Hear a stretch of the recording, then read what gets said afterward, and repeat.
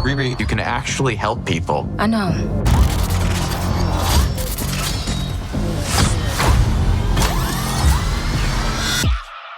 So, where's your arc reactor? That's like the...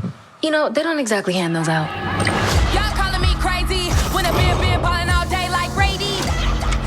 When I got back from Wakanda, I felt stuck. To bring my ideas to life, I need cash. Crazy, gotta go crazy. Hey. Come work for me. I assume these jobs aren't exactly legal. Not exactly. So you in or out?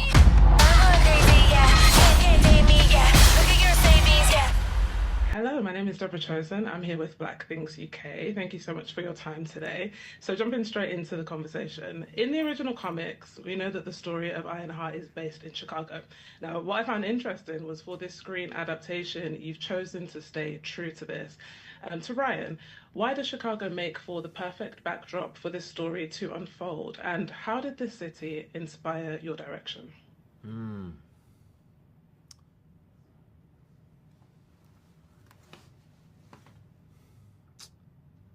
I think we were excited to show Chicago for the first time in the MCU,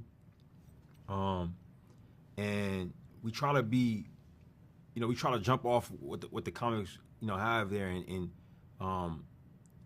Chicago is like kind of like a founding pillar of Riri's identity, in the comic books. Riri is Chicago. MIT, and a suit. Those are the things that are consistent about her, and even a lot of the folks who contributed to her story in publishing, like Eve Ewing, is from Chicago. And so that was really important to us from the jump. Zenzi, one of our producers on the show, my wife and one of the founders of Proximity, her father is from Chicago, even though she's from Oakland. So we there often. I think it's one of the most beautiful cities in the world. It's kind of like they call it the heartland in Midwest. And as Chicago goes, the country kind of goes. So it was alarming that it hadn't been shown yet in all of these movies and all of these shows. So we would have been crazy to not do it that way. And immediately we went and found, creatives who knew the place and were excited as well. And Chinaka was the first, that we found. And I'll let you talk about Chicago a little bit, but she loves the place, obviously.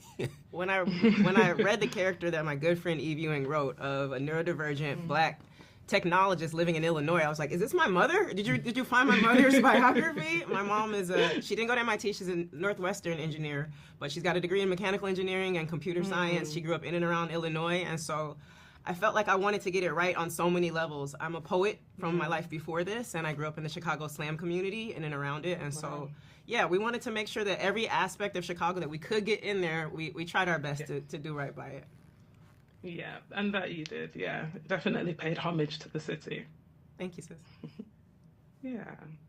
One of my favorite lines, this is specifically for yourself, Chinaka, one of my favorite lines from the show is where Xavier, in response to Riri, who is questioning her morality, says this: "With all that you are, is good really a label you need?"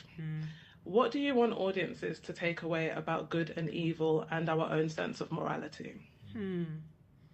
That's a great question. I think overall the MCU is asking its audiences to decide where we stand on good and evil pretty much every day. And I think our show is, it's a bunch of anti-heroes. There's some Robin Hood-esque qualities. And so I think everyone is struggling with what good means. Everyone is struggling with what good means broadly. And I think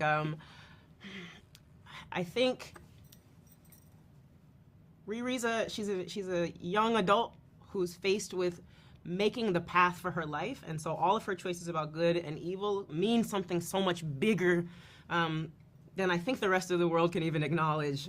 What it means for Riri to choose the side of good with that big brain of hers is where the show really lies. And I think I don't want to answer for you where I want readers to go or audiences to go. I think audience should watch all 6 episodes and decide if Riri is good or bad.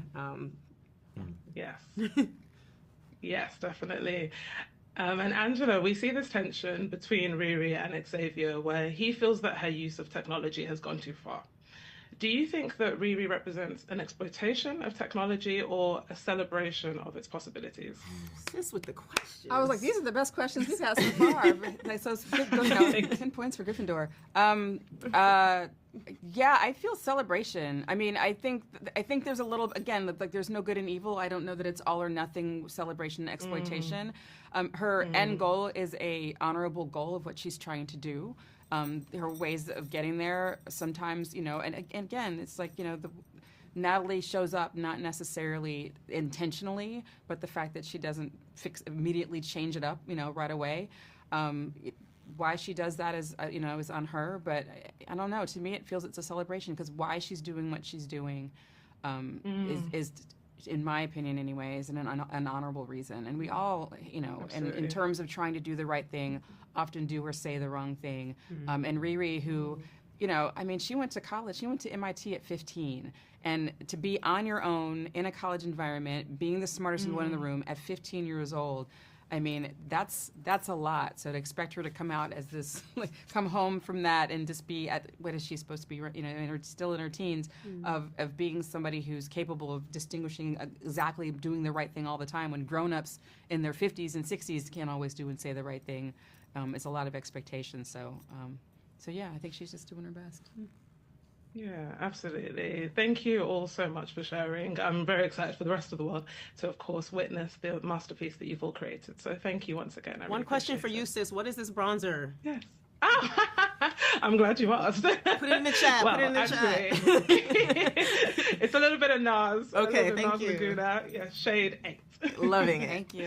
I got you. But you don't need none of this. Let's go. Thank you so much. Thank you.